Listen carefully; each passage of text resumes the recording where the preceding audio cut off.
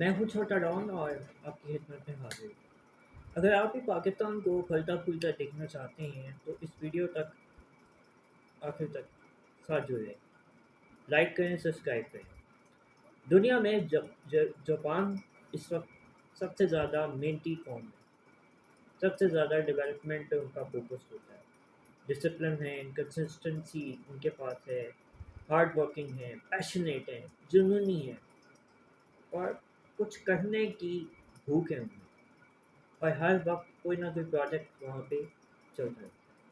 Education کا structure in کا اچھا ہے، ٹیکنالوجی کا اسٹرکچر ان کا بہترین ہے، پاورفل وہ ہیں، یوتھ ان کی ہارڈ ورکنگ ہے، یوتھ کے پاس نالج ہے، ٹیلنٹ ان کے پاس بے پناہ ہے۔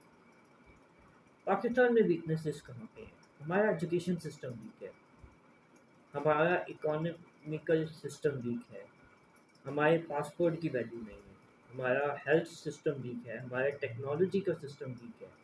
ہمیں ان کو امپروومنٹ کرنی ہے، بہت زیادہ امپروومنٹ کرنی ہے۔ ہمارا ٹیچنگ سسٹم اسٹرانگ نہیں ہے، ہمارے ٹیچرز کبھی ڈومینیٹ کر رہے ہوتے ہیں، کبھی اسٹوڈنٹ ڈومینیٹ کر رہے ہوتے ہیں، ہمارے ایڈمنسٹریٹر کبھی ڈومینیٹ کر رہے ہوتے ہیں، کبھی کمیونٹی ڈومینیٹ کر رہی ہوتی ہے۔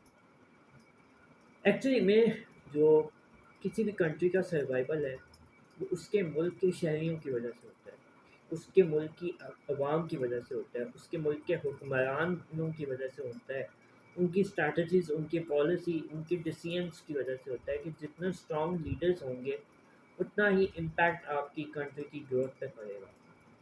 آپ کی یوتھ جتنی اسٹیبل ہوگی، آپ کے ینگسٹر جتنے اسٹیبل ہوں گے فائنینشلی، نالج ان کے پاس ہوگا، ان کو جابس کی فیسلٹیز اچھی پرووائڈ کی جائیں گی، ان کی ہیلتھ کی ٹیک کیئر کی جائے گی، ان کی فیملی کی ٹیک کیئر کی جائے گی، ان کے آنے والے فیوچرز کے بارے میں سوچا جائے گا، ان کو ایجوکیشن انسٹیٹیوٹ میں ایڈمیشن دیے جائیں گے، میرٹ کا قتل عام نہیں کیا جائے گا، وہاں پہ اسٹیبلٹی، سیکیورٹی، پروٹیکشن دی جائے گی، واٹر، فوڈ، الیکٹریسٹی، بجٹ اچھا، پیٹرول، سی این جی، ڈیزل، یہ ساری چیزیں، رہائش کی پراپر فیسلٹی اویلیبل ہوگی، جہاں پہ مہنگائی نہیں ہوگی وہاں پہ کنٹری اسٹیبل ہو سکتی ہے۔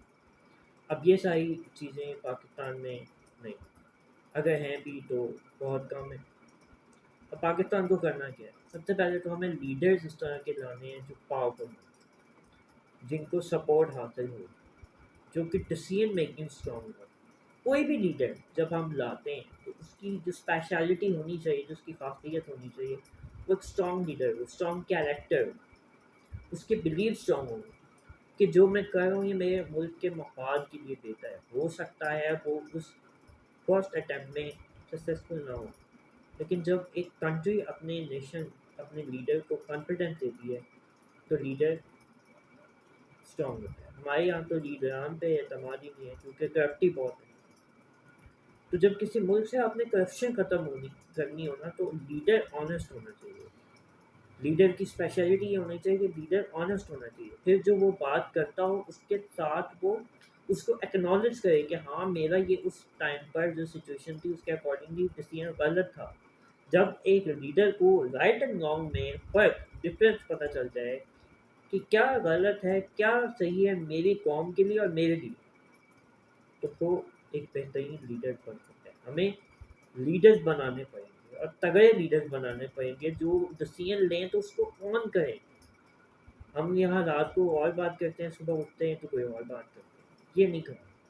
اکاؤنٹیبلٹی، احتساب بہت ضروری ہے۔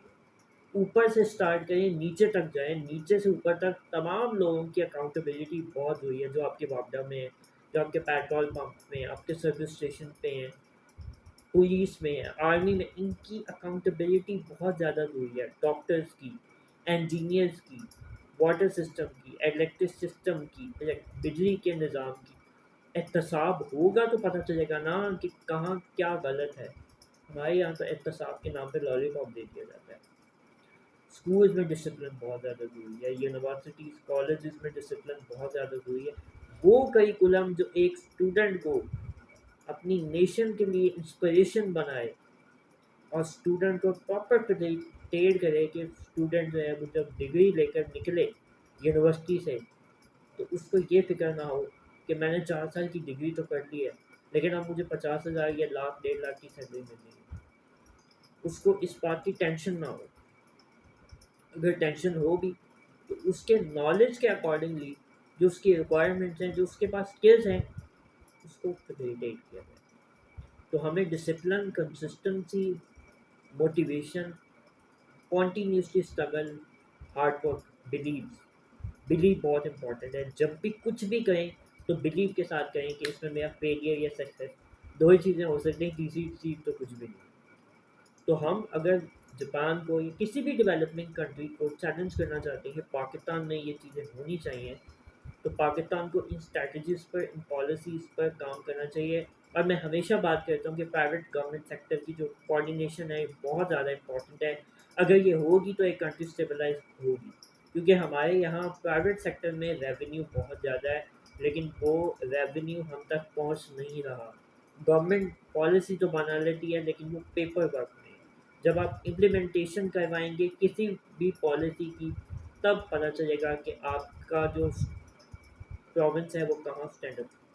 پھر آپ کی جو غریب عوام ہے ان کو بھی آپ کو فیسیلیٹیٹ کرنا ہے. 2 وقت کی روٹی کے لیے آپ کو قرض پروگرام، ایڈوانس پروگرام جو ہیں وہ رکھنے ہیں، تاکہ آپ کے جو کاشتکار ہیں، جو مزدور طبقہ ہے، ان کے لیے کچھ نہ کچھ تو ہونا. آج پیٹرول اتنا مہنگا، گیس اتنی مہنگی، ڈیزل اتنا مہنگا، آٹا، چینی، پتی، روٹی کھانے کو ہے نہیں. لوگ غربت کی وجہ سے جان نہیں لے رہے، وہ ڈپریشن میں جا رہے. آپ اگر چاہتے ہیں کہ آپ کے ملک کا کوئی بھی شہری دنیا بھر میں ڈپریشن میں نہ جائے تو ان پالیسیز کو کام کریں. ہم بیٹھے ہیں یہاں سولوشن بتانے کے لیے، ہمیں اپنے ساتھ انگیج کریں. کانٹینٹ اچھا لگے اس کو لائک، شیئر، سبسکرائب کریں. Next video